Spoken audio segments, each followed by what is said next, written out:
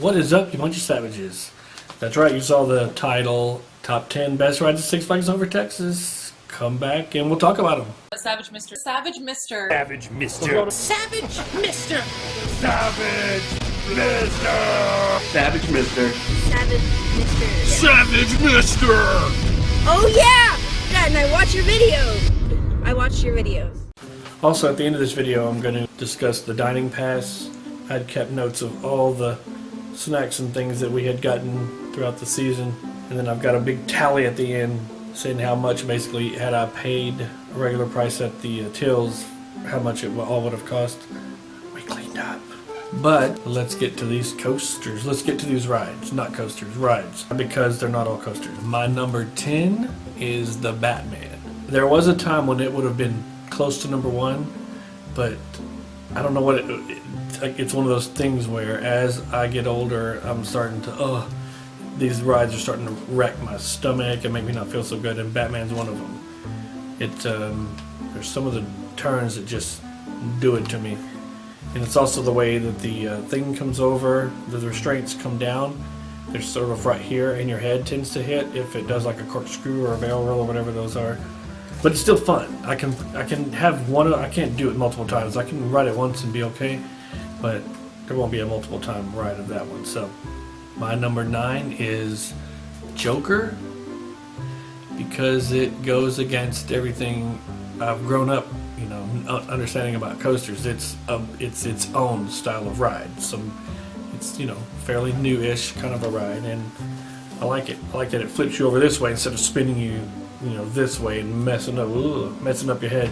I can handle it better than I can teacups. Teacups go like so, and My number 8 is the Rolling Rapids, for a few reasons. One, it's a water ride, so in the summer you can cool off a little bit, you know what I mean? And it's mellow, it's cool. It's just like, hey, after I've ridden this crazy ride that messed up my head, you just take this mellow, it's mellow-ish. So nice and cool and fun.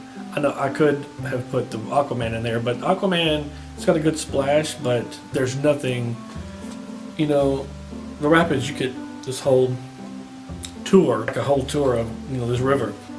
But the Aquaman, it's just like up and over and around and down. That's it. And it takes forever to go up, takes forever to go around, and it's, you know what I mean?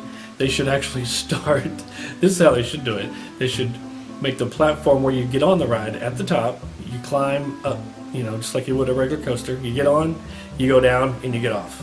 You know what I mean?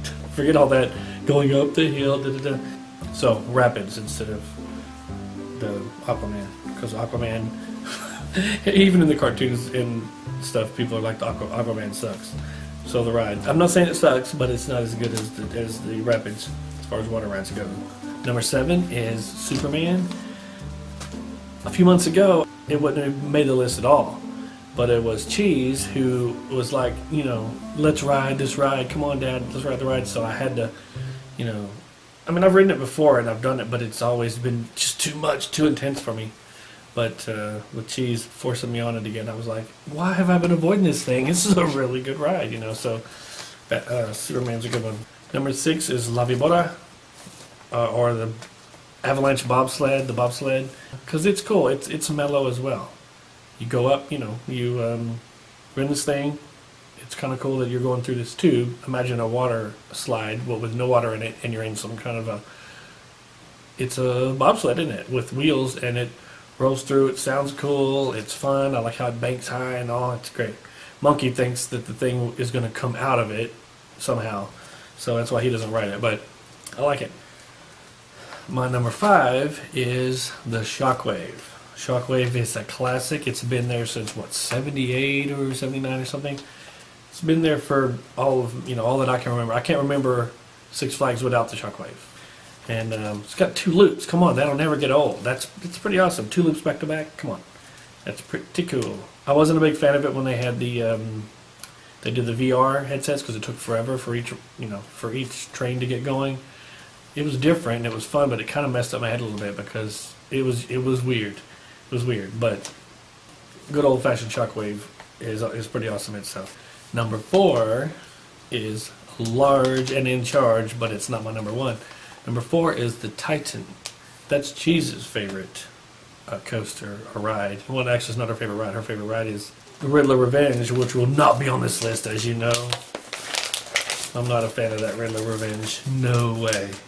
Titan is good. I mean, it's massive. That initial drop is great. I love it.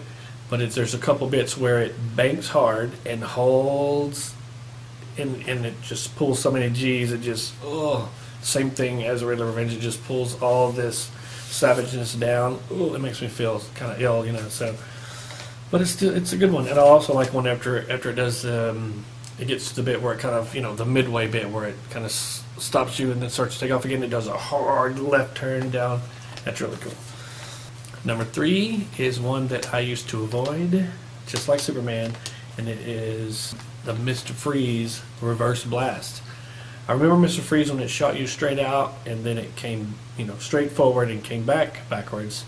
I don't know why, but it always, like I was describing on the Batman, when the straights come down, my head used to hit and it would just, it would wreck me. And, but I don't know why it's any different, but whenever I like the shooting backwards, and I also love, instead of the turnaround point, the point where it starts to come back, instead of going straight up and coming backwards, I like that it pulls you up, and then goes straight back down again. Oh, love it. Number 2 is the Justice League Battle for Metropolis, because I'm obsessed with trying to max this thing out. You saw my highest score that I got a few days before the end of the season, 899,100. I cannot max this thing out. Here's my deal, right? I've grown up with Six Flags, just mostly, coasters, outside stuff, other than the Cave, which is an indoor ride. Not enough dark rides. We went to Universal Studios a couple of times, only twice, but I love that there's these dark rides that have screens, that kind of thing. I'm hearing people that's what they've grown up with these screen rides. They're like, oh no, not another screen ride whenever one gets built or something. And I'm like, well, I've never had that. So to finally get one, it's like a step in the right direction, I think. I would love to see way more, especially whenever you're in Texas in the summer. Let's get indoors, you know what I mean? Let's get inside away from the sun. And I also like that you get to shoot laser guns and rack up a score instead of like Spider-Man just watching the show, which is great. Spider-Man's good at Universal. But to be able to shoot back, that's pretty awesome. Number 1, drum roll please. No, we're not doing that. Is the new Texas Giant. Everybody knows, if you know me at all, you know that you already knew that was my number 1. That's my number 1 favorite ride ever.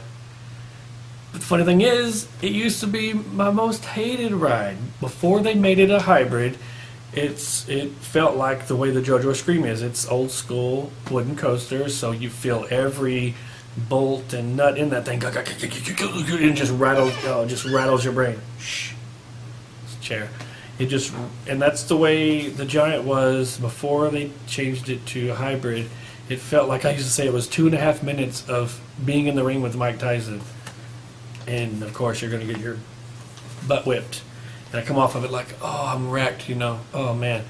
But I went from, oh, I hate that ride, oh, I just can't stand it, to as soon as they made it a hybrid, oh my gosh, I was like, this is the best ride ever. Love the Giant. Those are my 10. That's my 10. Drop in the comments what are your favorite ones. Now, to the dining pass. At the beginning of the season, after we bought our season passes, we managed to catch a sale on the dining pass. We only got the basic one that had the earlier meal and then the snack, not the 2 meals and a snack. So just the meal, the dining pass. We ended up shelling out, it was $35 each, which is really good already, which was, I think that's roughly half of what it normally costs for a dining pass. I got myself one, the voice of the wife, Cheese, and Monkey. So that's 4 of them, so it cost $140 total, and then I ended up being the one that was using it the most. They only went a handful of times. And this is the list of food, snacks, and all. And it ended up, working out to see that $550.80. Had I paid for all those meals, that's how much it would have cost altogether. So paying $140 plus tax, ended up with $400 in free food, pretty much. But I did go quite a bit. But if you are thinking about doing the dining pass, just do it. Even if it's like, you know, without a discount, the highest price. If you go enough, not as much as I have, but if you go even a handful of times, it's going to pay for itself. And it's just like, no worry, no muss, no fuss. You know, it's already built in kind of thing. So you do it. See me with my Justice League shirt on. I'm trying to come up with some ideas give me some ideas, right? I watch these vloggers who are Disney vloggers, and whenever they can't go to Disney, they'll do things that are Disney-esque throughout their day, and they call it a Disney withdrawal day. And this, I'm talking about Brock and Promise from Ears to You. If you don't know them, you need to get on board. They're really, really cool people. I am the admin of their sort of friend group page on Facebook, by the way, and they're really groovy people. But I was thinking of taking their idea of having a Disney withdrawal day and having, since it's before the season starts back up for Six Flags, having a Six Flags withdrawal day. I can wear my Justice League shirt and maybe fill this thing up and drink out of it all day long. And I was thinking of maybe, I don't know, whenever I'm driving my car and I'm on a really hilly road or something, you know, I can, hey, I'm on a roller coaster, you know. So I'm trying to think of ideas to have like a Six Flags withdrawal day. The voice of the wife was saying to go to a place where there's a long line, maybe even if it's I don't know, at a bank or something, just be like, and I'm standing in line like you would at Six Flags, you know. So that is it. I'll see you on the flippity flop, and y'all stay savage. Savage Mr. Savage Mr. Savage Mr. Savage Mr. Savage Mr. Savage Mr. Savage Mr. Yeah. Savage Mr. Oh yeah! Dad, and I watch your videos. I watched your videos.